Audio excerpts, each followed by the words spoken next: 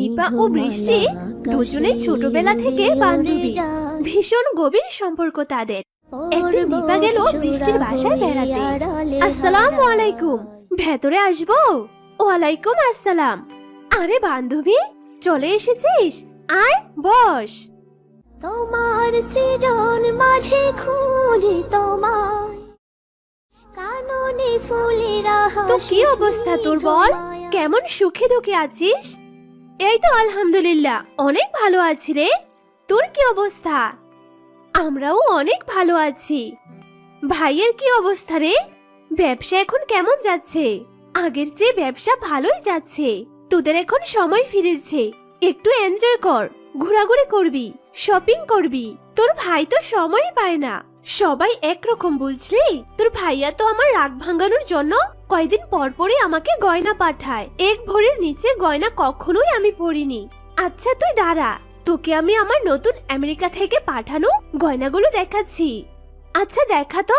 নামাজকে বলো না কাজ আছে। শোন, বেশি করে গয়না কিনে রাখ। মেয়েদের সৌন্দর্যই হচ্ছে গয়নাতে। যার যত গয়না তার মূল্য তত বেশি। কি বলছিস এসব? বরং যত কম ব্যবহার করব, পরপারে হিসাব তত কম দিতে হবে। তুই দেখি মা চাচিদের মধ্যে কথা বলছিস। ওনারা এরকম বলতো কারণ ওনাদের সময় তো কিছুই ছিল না। ঠিকঠাক ভাত খেতেই পেত না। তারা গয়না কিভাবে দেখবে? সময় এখন অনেক চেঞ্জ হয়েছে, বুঝলি? এখন আর ফকিরের মতো ঘুরলে হবে নাকি? আমি তোকে নতুন নতুন কিছু ডিজাইনের গয়না দেখাচ্ছি। এরকম কয়েকটা তুই মামুনকে বলে বানিয়ে নে। স্বর্ণ গয়না কখনো বিফলে যায় না, এটা মাথায় রাখিস। আচ্ছা ঠিক আছে, আমি বিষয়টা মামুনকে বলে দেখব। দেখবি মানে? প্রেসার করবি তাকে। গয়না কিনে না দিলে রাগ করবি। কোনো বিপদে গয়না তো বিক্রি করা যায়, তাই না? এতে বরং তোর জিনিস তৈরি থাকলো। তুই আসলে খারাপ বলিসনি রে। আমি মামুনকে জানিয়ে দেখি ও কি বলে। সামান্য কয়টা গয়নার জন্য তো আমরা আমাদের সম্পর্ক খারাপ করব না, তাই না? আমি তোকে ভালো পরামর্শ দিলাম। এবার তুই নিবি কি নিবি না সেটা তোর ব্যাপার। কাজ শেষে নিপা তার বাসায় ফিরে এলো। রাতে মামুনকে বলল, শুনুন, আপনাকে আমি একটা কথা বলতে চাই। হ্যাঁ বলো নিপা, তুমি কি বলতে চাও? আমাদের ব্যবসা তো মোটামুটি ভালোই যাচ্ছে। যে টাকাগুলো জমা হচ্ছে এগুলো নিয়ে আপনার পরিকল্পনা কি?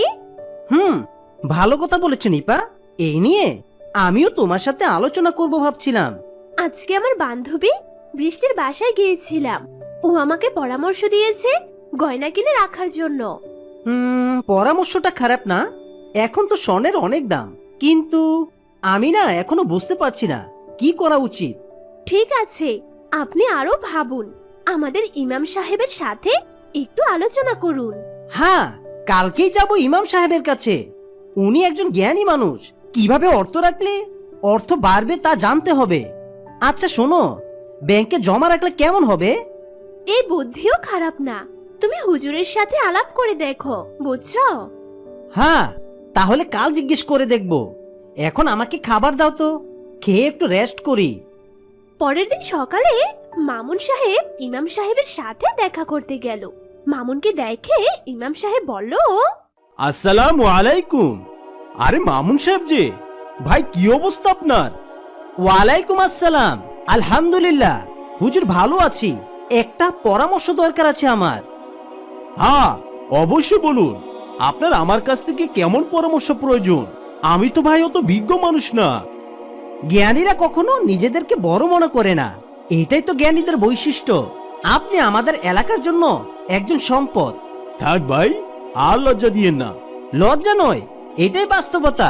এখন ভাই, গত কয়েক মাস থেকে ব্যবসা মোটামুটি ভালোই লাভ হচ্ছে। কিছু টাকা জমেছে, আবার মোটামুটি ভালোই পরিমাণে বলা যায়।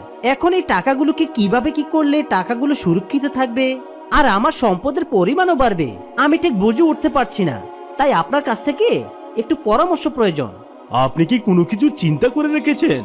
আমার বিবি বলেছে। এই ব্যাপারে আপনার মতামত কি? এইটা বাদে কি আর কোনো চিন্তা করেছেন?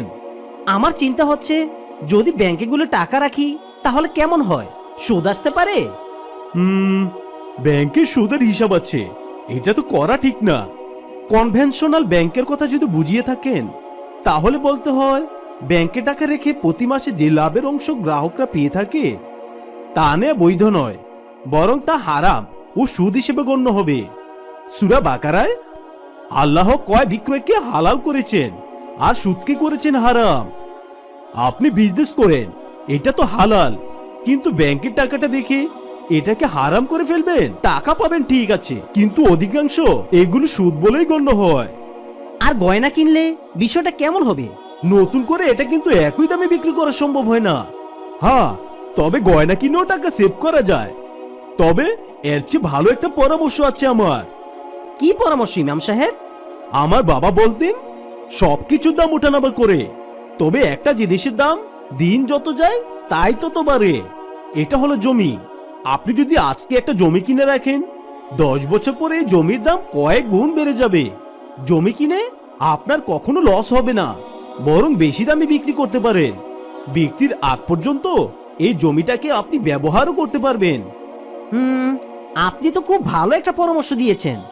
আচ্ছা ভাই, গহনা কিনলে তো জাকাত দিতে হয়, জমি কিনলে কি আমাদের জাকাত দিতে হবে? এ ব্যাপারে আমাদের ইসলাম কি বলে? জমি কেনার দুটি উদ্দেশ্য আছে। একটি হতে পারে জমিতে ফসল উৎপাদন বা চাষাবাদ করা, সেক্ষেত্রে ফসলের উপর তো জাকাত আসবেই। আরেকটি উদ্দেশ্য হচ্ছে জমি কেনেন যাতে পরবর্তী সময়ে বিক্রি করে ফেললে তা থেকে আরো টাকা আসে, অর্থাৎ বিক্রির উদ্দেশ্যে বা টাকা পয়সা ধরে রাখার উদ্দেশ্যে জমি কেনা। তখন কিন্তু জমিটা ব্যবসায়িক সম্পদে পরিণত হবে, তখন আর এটা ফসলি জমি হিসেবে থাকবে না।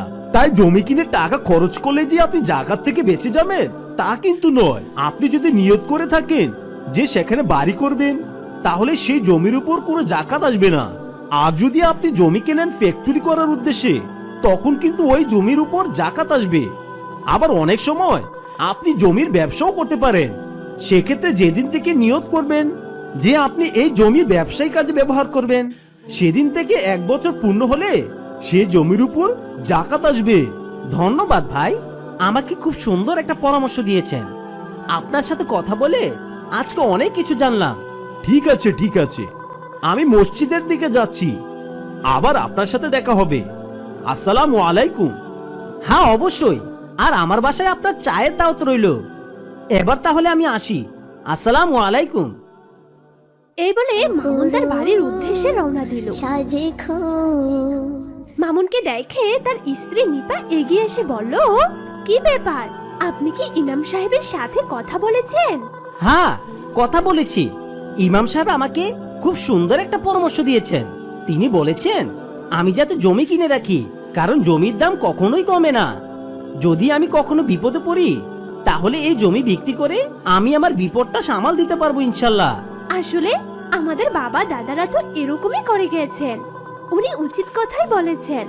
আমরা একদম ইসলামিক শরিয়া মেনে জীবন যাপন করব, তাহলে দেখবে আমাদের জীবনে কখনোই অভাব আসবে না।